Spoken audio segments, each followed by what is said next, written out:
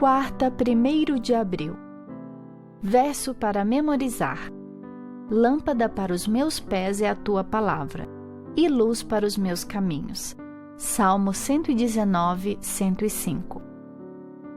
A Bíblia como história. A Bíblia é singular quando comparada a outros livros sagrados, porque é constituída na história.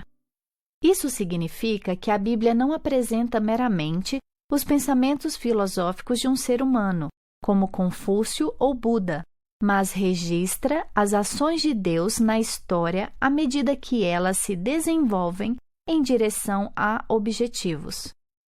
1. A promessa de um Messias. E 2. A segunda vinda de Jesus. Essa progressão é singular à fé judaico-cristã, em contraste com a visão cíclica de muitas outras religiões mundiais, desde o Egito Antigo às religiões orientais modernas. Ouça 1 aos Coríntios 15, 3-5 e 51-55. Antes de tudo vos entreguei o que também recebi, que Cristo morreu pelos nossos pecados, segundo as Escrituras, e que foi sepultado e ressuscitou ao terceiro dia, segundo as Escrituras. E apareceu a Cefas e, depois, aos 12. Eis que vos digo um mistério. Nem todos dormiremos, mas transformados seremos todos. Num momento, num abrir e fechar de olhos, ao ressoar da última trombeta. A trombeta soará, os mortos ressuscitarão incorruptíveis e nós seremos transformados.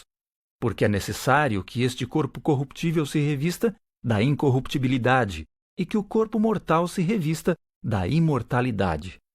E quando este corpo corruptível se revestir de incorruptibilidade e o que é mortal se revestir de imortalidade, então se cumprirá a palavra que está escrita: tragada foi a morte pela vitória.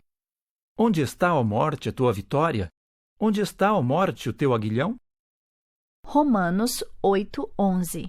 Se habita em vós o Espírito daquele que ressuscitou a Jesus dentre os mortos, esse mesmo que ressuscitou a Cristo Jesus dentre os mortos, vivificará também o vosso corpo mortal, por meio do seu Espírito que em vós habita. 1 aos Tessalonicenses 4:14. Pois se cremos que Jesus morreu e ressuscitou, assim também Deus, mediante Jesus, trará, em sua companhia, os que dormem. Pergunta 5. O que as passagens lidas ensinam sobre a verdade histórica da ressurreição de Cristo e a respeito de seu significado pessoal para nós?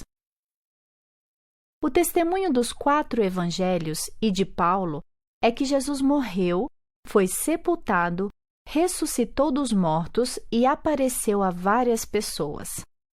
Isso foi confirmado por testemunhas oculares que o colocaram no túmulo e, posteriormente, não o encontraram ali. Testemunhas tocaram Jesus e ele partilhou refeição com elas. Maria Madalena, Maria, a mãe de Jesus, e outras mulheres o viram como Cristo ressuscitado. Os discípulos falaram com ele na estrada para Emaús. Cristo apareceu a eles para apresentar a grande comissão do Evangelho. Paulo escreveu que, se o testemunho das Escrituras é rejeitado, nossa pregação e fé são vãs. Outras traduções dizem inútil. Os discípulos declararam: o Senhor ressuscitou. O termo grego ontos se refere a algo que realmente aconteceu. É traduzido como realmente, certamente ou de fato. Os discípulos testificaram: ressuscitou verdadeiramente o Senhor. Cristo também é representado como as primícias de todos os que morreram.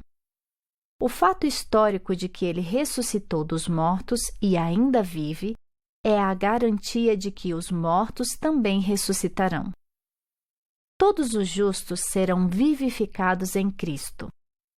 O termo aqui implica um ato futuro de criação, quando os que são de Cristo, ou permanecerem fiéis a Ele, serão ressuscitados na sua vinda, ao ressoar da última trombeta. Por que a promessa da ressurreição é tão central à nossa fé, especialmente pelo fato de que os mortos estão dormindo? Sem ela, por que a nossa fé seria de fato inútil?